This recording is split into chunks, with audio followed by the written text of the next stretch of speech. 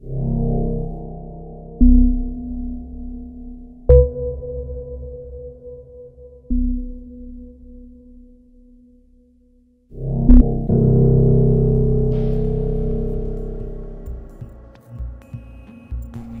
té una ruta romana, una ruta medieval i, a més, hi ha una tercera ruta, totalment ignorada, desconeguda, que és la ruta modernista. A Tarragona el modernisme també hi és.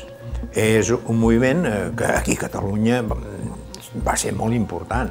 No estava, el modernisme havia estat desprotegit, però és que no només el modernisme, havia estat desprotegit absolutament tota l'arquitectura. La ciutat tenia vida modernista? Doncs sí. I era una vida modernista que es movia bàsicament a l'entorn de 2 o 3 pols, com a tot Catalunya.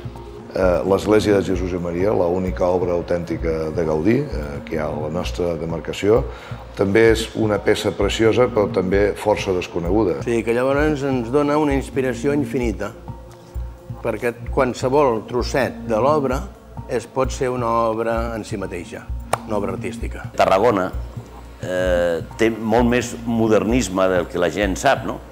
Crec que potser és feina de tots i amb això estem i esteu donant a conèixer. Hi ha el Domènec i Muntaner, que és un exemple claríssim, i que a més em sembla que hauria de ser un punt de partida d'allò que s'ha de fer amb el modernisme, perquè vam aconseguir muntar una peça de Domènec i Muntaner que s'ha estat desenes d'anys desada en un magatzem, allà guardada i sense que se'n fes utilitat. Una mica això és el que hauríem de fer amb el modernisme, no? Intentar desembalar-lo i donar-li visibilitat.